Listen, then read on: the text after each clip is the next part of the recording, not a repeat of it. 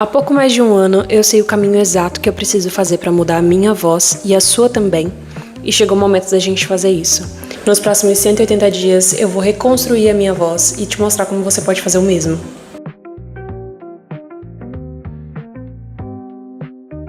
Meu nome é Mariane Seiba, sou professora de canto há pouco mais de um ano e cantora há mais de 12 anos. Assim como muita gente, eu comecei a cantar na igreja, então eu comecei a fazer fazendo. Não tive um preparo, não tive aula de canto antes, não tive nada disso. Então, a gente aprende algumas coisas com vícios, outras coisas a gente aprende maravilhosamente bem, porque não tem coisa melhor do que a gente aprender a fazer fazendo. Tiveram diversas coisas que eu aprendi: falsete, vibrato, harmonia vocal. Tudo eu aprendi no feeling, eu não aprendi com teoria. Só que muita coisa eu gostaria de melhorar, eu gostaria que fosse diferente. E somente estar cantando não é o suficiente para a gente aprender o que a gente gostaria. Se a gente não tem um direcionamento, se a gente não tem intencionalidade naquilo que a gente faz, as coisas nunca serão diferentes. Ou, pelo menos, elas não terão o rumo que você quer, do jeito que você quer, se você não tiver essa intencionalidade. E é essa a minha intenção aqui. Não sei quanto vai ser daqui 180 dias, eu vou procurar e vou colocar aqui na frente. Mas provavelmente vai ser dezembro. E é um tempo bom, porque é um tempo longo, dá pra criar uma rotina, dá pra progredir e avaliar muitas coisas acontecendo ao longo desse tempo. São quase 6 meses. Mas em contrapartida, não é o tempo necessário para mudar uma voz. Pra gente mudar uma voz, pra gente mudar os padrões, é muito menos tempo que isso, é muito mais rápido. Quando você tem um direcionamento, quando você tem alguém que te aponte esse caminho, as coisas são muito mais rápidas. Como é uma atividade muscular, gira em torno de 4 semanas pra gente entender um ajuste, modificar esse padrão na nossa voz e começar a fazer as coisas de um jeito diferente, de maneira automática, por volta de 4 semanas. Então, se você está precisando de uma ajudinha na sua voz, você está precisando de um apoio ou de um suporte, meu número de telefone está aqui embaixo. Só me mandar uma mensagem. Existem vários passos que a gente dá para um ajuste acontecer. Então, não é só fazer o ajuste por fazer, não é só um movimento no músculo ali, cantando, que a gente vai fazer para que a mudança aconteça. Tem uma alteração no padrão que você estava fazendo. Então, seu corpo está acostumado com aquilo, com o seu padrão antigo, os seus músculos estão acostumados e a sua mente também. Então, se você não se preparar psicologicamente ou se você não estiver totalmente aberta àquele novo, sua mente pode quebrar esse padrão antes. Não é preciso só uma mudança física, uma mudança de comportamento, uma mudança fisiológica. É preciso também uma mudança de pensamento. Por conta disso, eu dividi esses 180 dias em 4 focos, que são voltados para aquilo que eu mais preciso, mas, ao mesmo tempo, são coisas que podem fazer sentido na vida de muita gente, de muitos cantores. Então, o primeiro deles é o ajuste, segundo, exposição, referência e constância. São 4 focos amplos que têm um direcionamento específico voltado para a minha realidade. Então vamos lá. Como eu falei, o ajuste é só uma parte. É só a cereja do bolo daquilo que você precisa. Então, para você cantar bem, para você cantar com qualidade, para você se sentir feliz com aquilo que você está ouvindo, com a voz que você está ouvindo, para você se enxergar naquela voz, é preciso muito mais do que saber fazer um ajuste muscular. Tô aqui com o meu computador. Você vai me ver olhando pra frente porque eu tô olhando as minhas metas. Eu quero firmar meu belting. O que é o belting? É uma técnica que permite que você alcance notas mais agudas com a mesma potência que você faz as notas mais graves. Com essa mesma voz potente que você tá me vendo falar, eu vou chegar em notas bem agudas, ao invés de eu passar para uma voz falseteada, uma voz de cabeça. Ok? Então, beleza. Esse é o primeiro ponto. E o segundo é firmar meu whistle. Fazendo aulas e acompanhando aulas, eu consegui chegar ao meu whistle, mas eu não consegui firmar ele completamente. Fazer o whistle exige um controle refinado de encaixe de onde essa voz vai estar daqui pra frente, aonde essa voz vai estar, e exige um controle na passagem de ar, na quantidade de ar que passa, quantidade na constância, enfim. Segundo ponto, exposição. Eu me mudei, eu sou mato-grossense e tô há 2 meses morando no Pará, no interior do Pará. Então, pouca gente me conhece aqui. Então eu não canto, não costumo cantar com a frequência que eu cantava lá, né? Eu canto na igreja. Então, eu preciso me expor.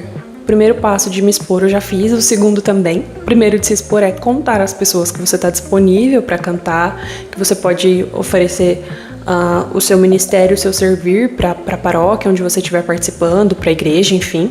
Então esse primeiro passo eu já dei, já me ofereci. O segundo passo também já foi dado, que eu já cantei em alguns dias.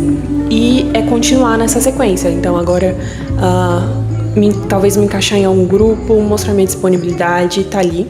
Então, o fato de eu me colocar para cantar num lugar com várias pessoas, por mais que é o meu servir, que é o comum, que é uma coisa que eu já fazia, que é cantar na igreja, ainda é uma exposição. Me colocar para cantar com pessoas diferentes, me colocar para cantar em diferentes situações sem saber o que vai acontecer ou como vai acontecer. Então, essa exposição eu já tô fazendo, agora eu preciso permanecer e continuar nela. E a segunda parte é me gravar cantando, me gravar falando, me gravar fazendo. Isso aqui já é um movimento de me expor, porque eu tô mostrando que eu acredito, tô mostrando que a minha voz tem falhas, que a minha voz não está perfeita, que mesmo sendo professora eu tenho coisas a progredir. E eu acho que é muito mais válido, eu me colocar aqui mostrando que eu não sou perfeita e que eu tenho coisas a progredir. E fazer com que vocês vejam, e assim vocês acreditarem que são capazes de progredir também, do que eu ficar com uma imagem, nossa, imaculada, ela é professora e sabe de tudo, né? A vida não é linda assim, a vida não é perfeita assim.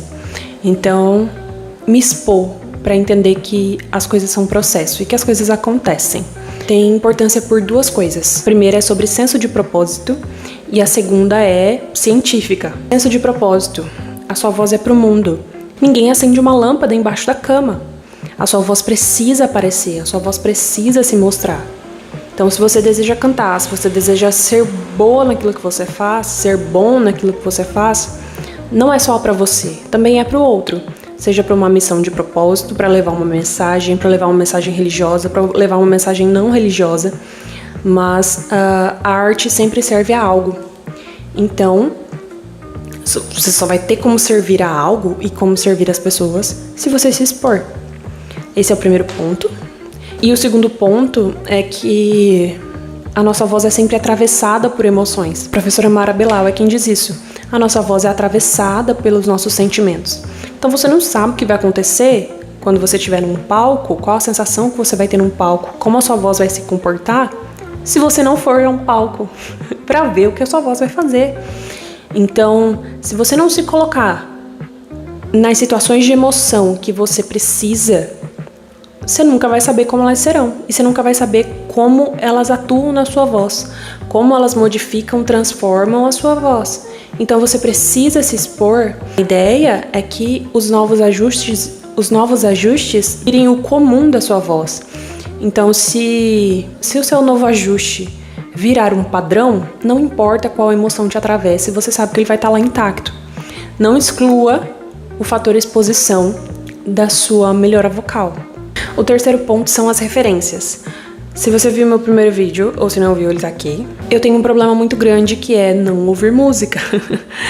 Eu não tenho costume de ouvir música a não ser as músicas que eu preciso aprender, ou enfim, que eu preciso aprender, ou que eu vou cantar em algum momento. São as únicas músicas que eu escuto, mas eu não tenho costume de ter uma trilha sonora pra vida, de limpar a casa e estar escutando. E isso vem porque eu canto desde muito nova, desde criança. E lá na adolescência eu queria mudar minha voz, queria que ela fosse diferente. Mas eu não sabia por onde começar, não tinha nenhum foco, nenhum rumo.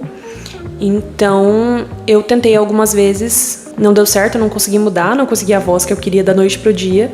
E isso foi me frustrando e fazendo um movimento de fechamento em mim, de que eu não escutava mais música, porque quando eu escutava música eu pensava, nossa, como fulano canta bem, como esse cantor canta legal, olha que voz incrível.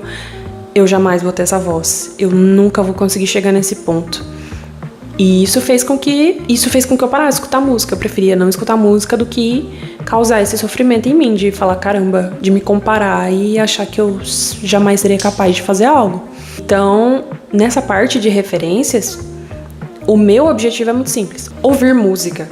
E ouvir música faz parte da nossa trajetória e do nosso melhoramento vocal, porque como que você vai saber para onde você quer ir se você não tem referência alguma? Se você não tem um objetivo claro? São vozes diferentes que trabalham espaços diferentes, mas que são um foco. Eu posso não ficar com a voz idêntica igual, porque eu tenho a minha singularidade, a minha particularidade, mas eu posso buscar um ajuste parecido como o da Marília Mendonça. Se você fizer uma aula comigo, eu vou te perguntar: quais são suas referências? Com que voz você quer que a sua voz se pareça? Porque a gente precisa ter um rumo. Não existe eu quero fazer o certo. Existem vários certos. Existem bem poucos errados, mas existem muitos certos. Então eu preciso saber para onde você quer caminhar. E se aquilo faz sentido com o seu estilo também. Preciso saber aonde eu quero chegar. Para isso eu preciso de referências. E o último, mas não menos importante, é constância. Eu não posso cantar hoje, eu não posso treinar hoje e amanhã não treinar, e depois de amanhã não treinar. Treinar e acessar uma vez, fazer uma aula uma vez e depois nunca mais ver aquilo e achar que vai estar natural e normal pro meu corpo, que não vai estar. Então, a constância é bem básica. Se eu chegar daqui a 180 dias e tiver um vídeo, cheguei, senão não. E é só a constância que vai fazer com que eu consiga chegar aos outros passos. É só a constância que vai fazer com que eu mude esse padrão. Vai ser fácil? Não vai. Vai ser gostoso? Às vezes não. Às vezes não. Mas qual será o sabor, o gosto e a sensação de chegar no final e falar: caramba, consegui?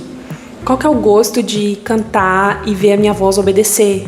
Qual que é o gosto de fazer as coisas acontecerem com a minha própria voz, que é parte de mim, que é parte de quem eu sou? Então, tudo tem um sabor. No final vai valer a pena.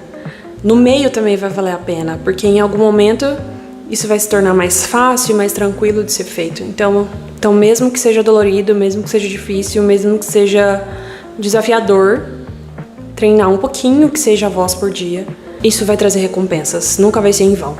Então é isso. Será que a minha voz vai estar diferente daqui a 180 dias? Será que eu vou conseguir? Pra mim o maior desafio é a constância, então será que eu vou conseguir ter essa constância? Me acompanhe nas redes sociais, no Instagram, no TikTok, aqui no YouTube. Vamos nessa, vamos junto e é isso. Um beijo.